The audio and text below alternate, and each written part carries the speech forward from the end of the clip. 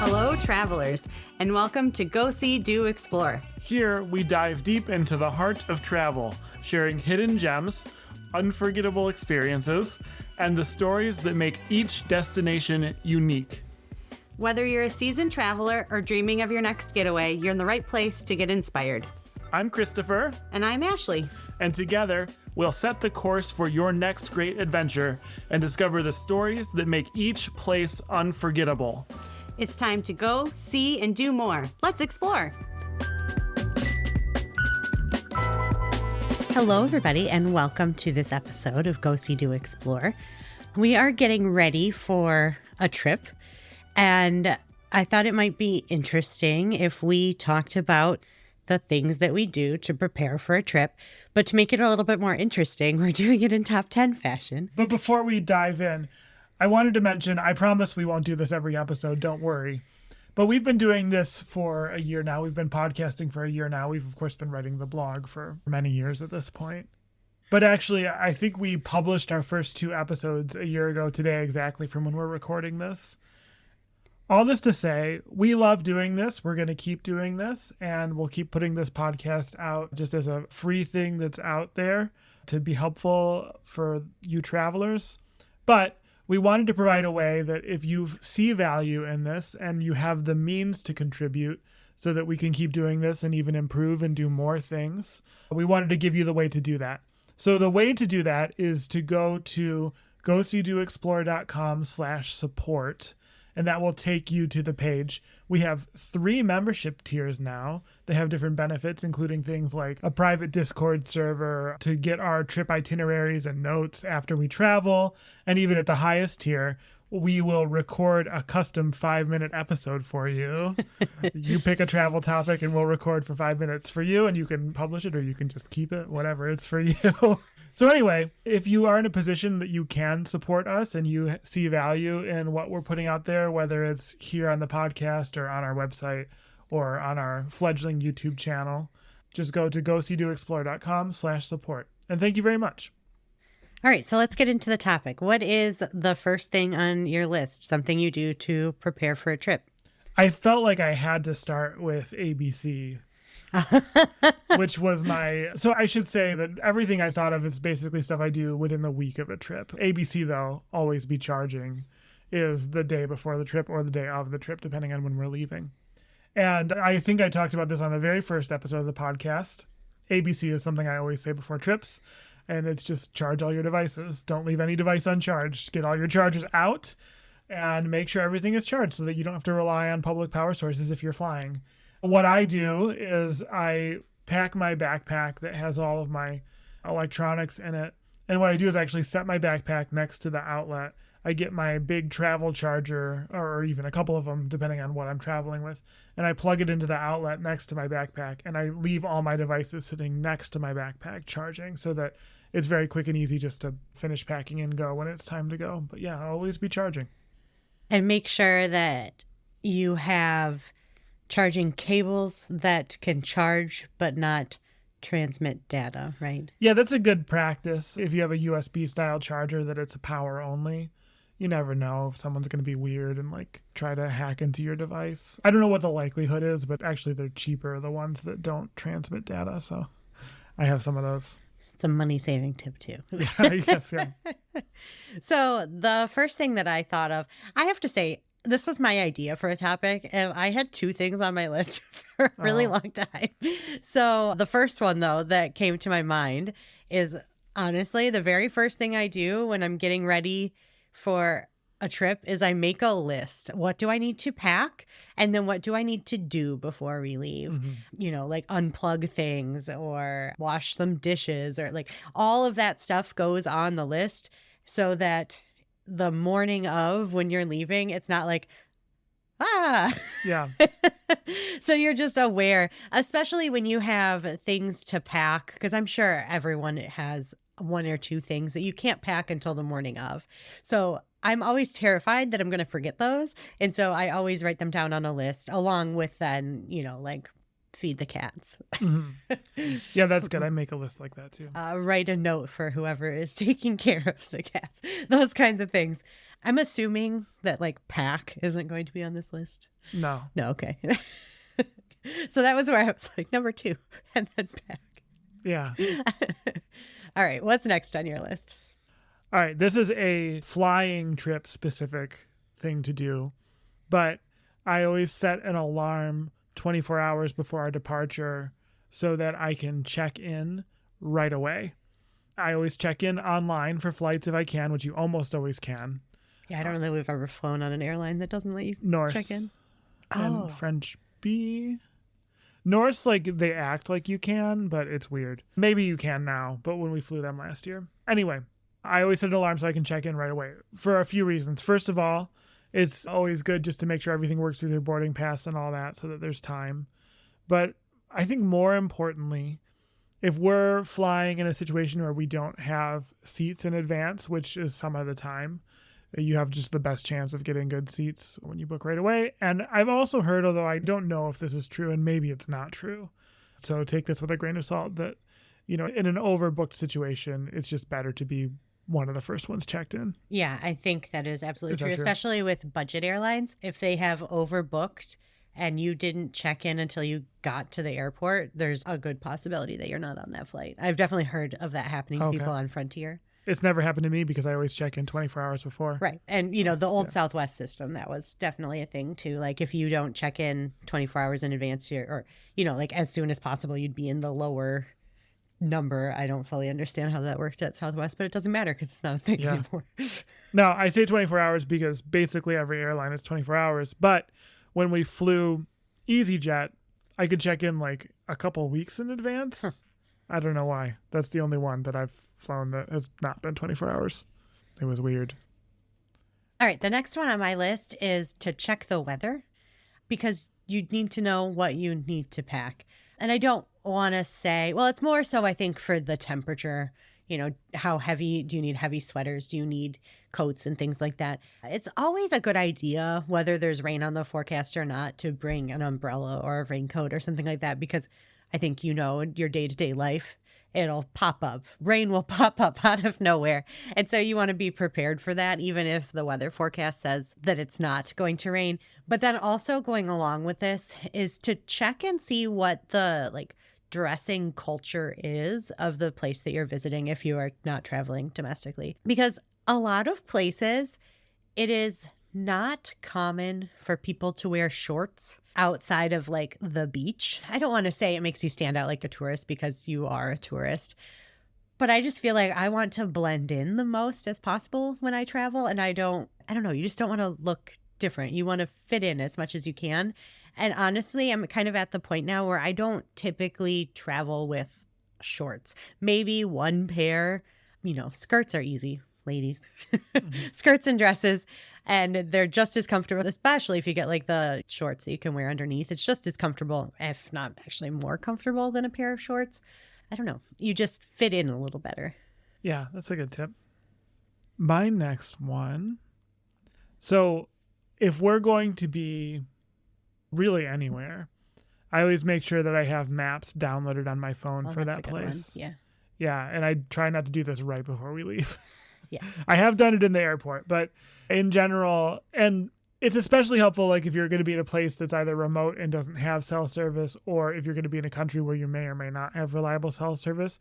But regardless, it's just a good habit to get into, to always have downloaded maps, like with Google Maps or something like that, so that you don't have to rely on cellular in the moment to see where you are and where you're going and all that. And that's important too if you're doing a driving trip and you're going somewhere where you might lose signal. You don't need any sort of desktop GPS these days if you download the maps in advance. I feel like this is something a lot of people don't know that you could do. Oh, yeah. You don't need to go buy a separate GPS unit that's going to be obsolete in a year.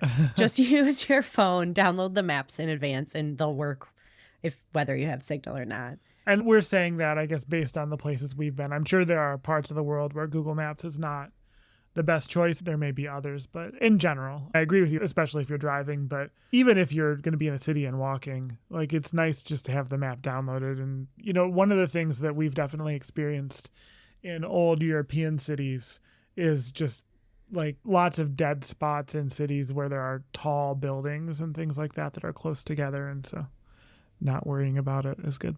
Yeah. All right. So it is time for a wine break. Okay, let's go to the wine break.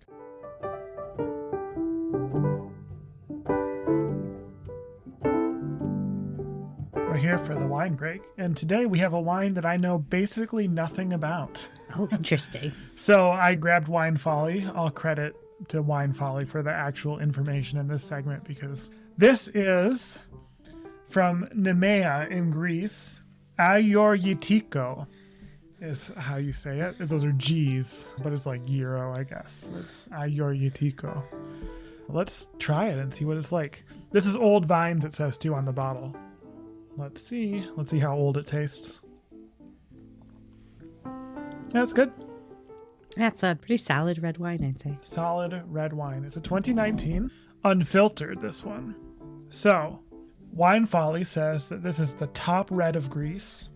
It also says it's rare, with only, looks like about 7,000 acres in the world. It's grown, looks like exclusively in Greece, Nemea, which is in Macedonia, but not North Macedonia, the country, in the portion of Greece that is Macedonia. Wine Folly says to expect flavors and aromas of raspberry, blackberry, plum sauce, black pepper, and nutmeg. I don't know what plum sauce is, but there's definitely a plum red fruit. Yeah, which also goes with, I'd say, raspberry. For some reason, for plum sauce, I just imagine Noel Phillips saying plum sauce. The British always put the emphasis on the second syllable there. I think it's because he says mint sauce whenever he sees a sheep. It's weird, but anyway. Yeah. This podcast is not an ad for Noel Phillips, but he has an amusing YouTube channel, that's for sure. So, a rare red wine that I know basically nothing about, but I like it. I would get it again. Yeah, if you see, what was it again? Ayorgitiko. How is that spelled? Agiorgitiko. Oh, okay. If you see that, which if it's super rare, I don't know how likely you are to see that. We got this from our local wine shop when we were in their wine club. They would have different theme months, and I think it's a couple of times they had Greek. They had Greece. So yeah, the number one red wine of Greece. And the other thing about this one is it's 14.5% alcohol. Oh, that is high. It's pretty high. But it's fairly tannic too. Yeah, definitely tannic. Which I think makes you notice the alcohol a little less. Good wine. I'd give it a try. Yeah, good wine break. Good wine break. What's next on your list? Before I start packing, I look through my toiletries and I look through our first aid kit and make sure that everything is stocked, because you don't want to be, about to head to the airport and be like, oh, I need to stop at the store on the way. So a week or so in advance, I'm checking those things, seeing what needs to be replenished, refilled. If you need to order any more of something, that's a pretty simple one, but just making sure that you have what you need in a timely manner. Because typically when it comes to toiletries and first aid supplies, it's going to be easier and cheaper to buy them at home than it will be when you're traveling. And I mean, if you're traveling to a city, you're going to be able to find things if there's something you forget. But if you're traveling to a resort, you're going to be paying 3 times the price of buying it at home. So just being prepared in those kinds of situations is helpful. Yeah, and even if you are in a city, sometimes you still have to kind of go on a quest, as I call it, to find something. There was something I forgot when we went to Puerto Rico, and we went into a couple drugstores. Then I was just like, forget it. It's not worth it. It's one of those things because I didn't check thoroughly. If you are going to be drinking wine on a trip, you want to make sure you have a corkscrew. Granted, if you are doing carry-on only on an airplane, that's just not something you're able to bring with you. I can't tell you how many corkscrews we have because we've gone somewhere and then had to buy a corkscrew, and then if you're checking a bag, it comes back with you. If not, it stays at your hotel or your Airbnb. But yeah, the corkscrew quest is never a fun one. What's next on your list? This is another flight specific thing to do, but you might have some other version of this if you're taking a different kind of trip. Make sure you get all your flights loaded into whatever flight tracking app you're using, something like FlightAware, something like Flighty. Get those flights in so you can also track the inbound planes and watch for delays. We've talked about this a few times on the app.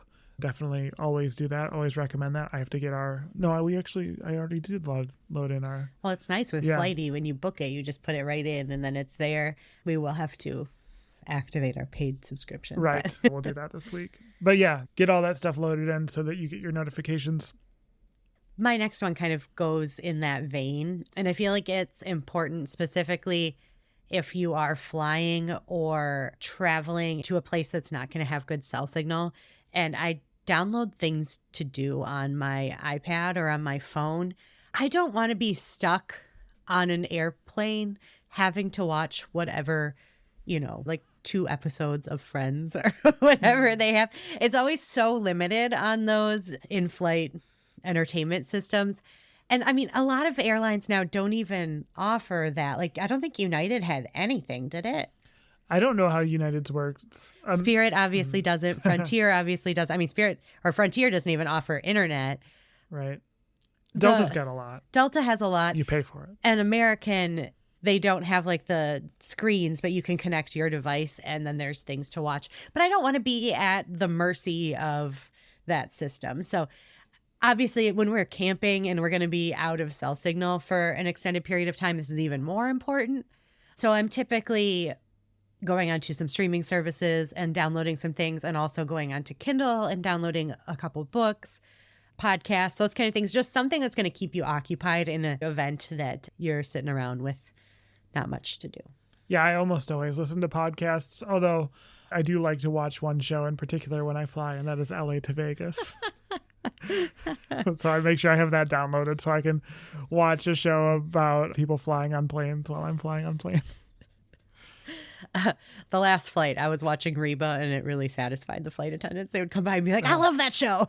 It's funny because we were on another flight and I saw someone else watching Reba, and I said to you, I think she's watching Reba. And then you started watching Reba. And then I started watching Reba. Yeah. One thing that's kind of frustrating with this, and I don't know, maybe this is going off on a tangent, but more and more streaming services, you have to have like the upgraded, the premium to be able to download.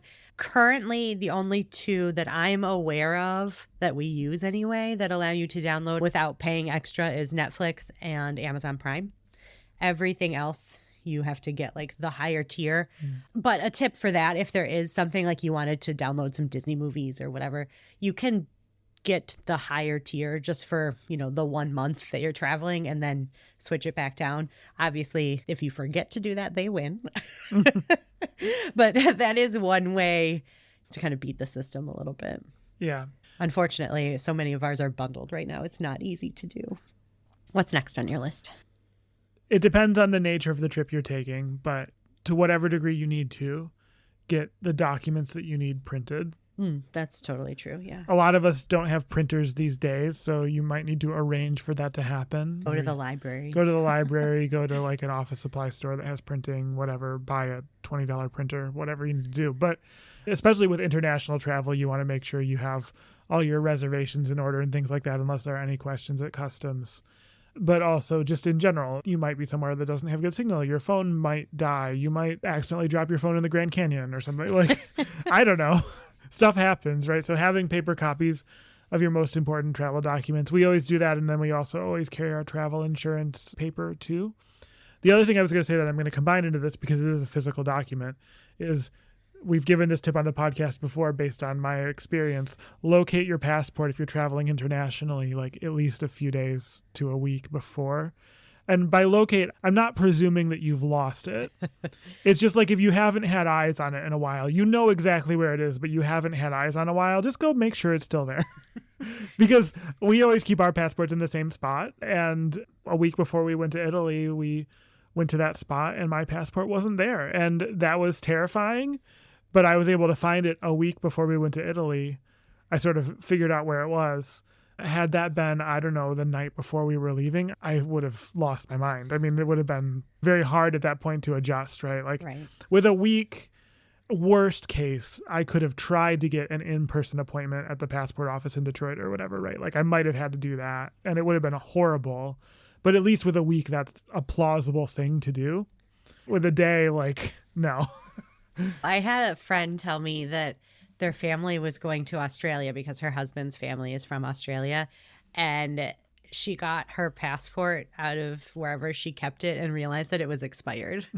So the rest of her family went to Australia and she went to the passport office and was able to get a flight, I think the next day or 2 days later. So she didn't miss the trip, but it definitely added some stress and complications that she didn't need. Yeah. All right. The last one I have is, I don't know, it's kind of a downer, but it's just kind of like clean up around your house.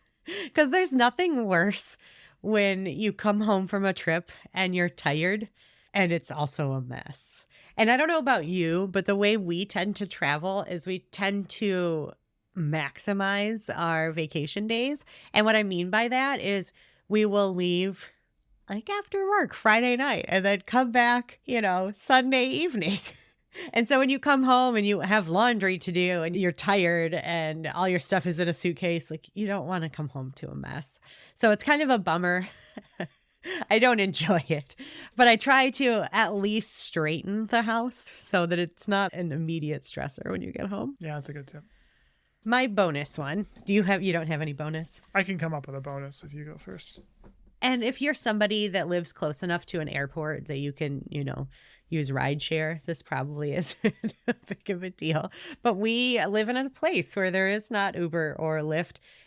So we always kind of have to, the week or so before, finalize our plans for getting to the airport. Are we driving? Where are we parking? A lot of I don't know if all airports are like this, but the offsite parking in Detroit, if you book it 24 hours or more in advance, you save money. So if that's what we're doing, we're making sure that that's done at least 24 hours in advance. Or is somebody else taking us to the airport? Or are we trying the local taxi service? Like, just make sure that you have that plan. And I don't know, I always feel a little bit better once we have that plan in place. Yeah, that's good. I forgot about that one. I was going to put that on my list and then I forgot. So yeah, let's arrange your parking or whatever you're going to do. Yeah. We heard at the travel show that some airports now you can prepay for their airport parking and it's cheaper. Detroit Metro is not that way, but that's something to look forward to if your airport might do that.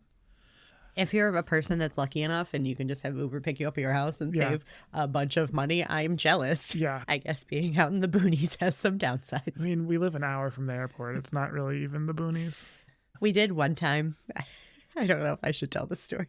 We did one time use Uber from the airport. It was Lyft, and the driver was new to Lyft. He didn't know where we lived in comparison to where the airport was, and it was one of the most uncomfortable rides of my life. The whole time he was like, "This is really far. Do I have to keep going?" Like, dude, you can't just leave us on the side of the road. Yes, you have to keep going. We haven't repeated that. It was a stressful situation. Yeah, definitely.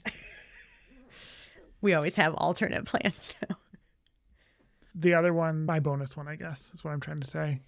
If you're flying, we're about to take a flying trip, so I think that's where our minds are at, especially if you're flying a budget airline. But even if you're just flying a regular airline, weigh your bags. That's important. Weigh your bags and know the limits of the airline you're flying on so that you don't get into trouble. And we recommend purchasing an inexpensive digital scale. It's kind of like a spring scale, except they're digital. And when we're flying low cost carriers, we always bring it with us so that you can check throughout the trip and before you go to the airport to return. But especially before you leave, just kind of knowing where you're at weight wise and what you've got room for is good. Yeah. I mean, when we flew Norse, they even checked your personal items, which that's something that Spirit and Frontier don't do. And we were surprised by that. And like stuff had to be moved around and it was very stressful in the airport. So yeah, that was something. I didn't enjoy that time. No.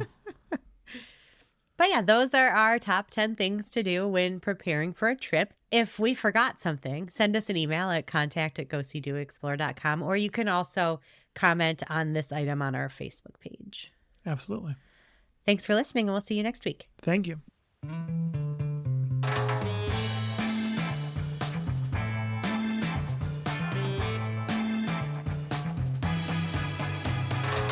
That's all for today's episode of Go, See, Do, Explore.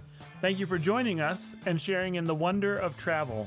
Keep the spirit of today's adventure alive by checking out our blog at GoSeeDoExplore.com for even more travel inspiration. Don't forget to rate and review us wherever you listen to your podcasts. It really helps fellow travelers find us and join our community. Until next time, keep exploring, keep dreaming, and keep traveling by any means necessary. I'm Christopher. And I'm Ashleigh, bidding you farewell and happy exploring.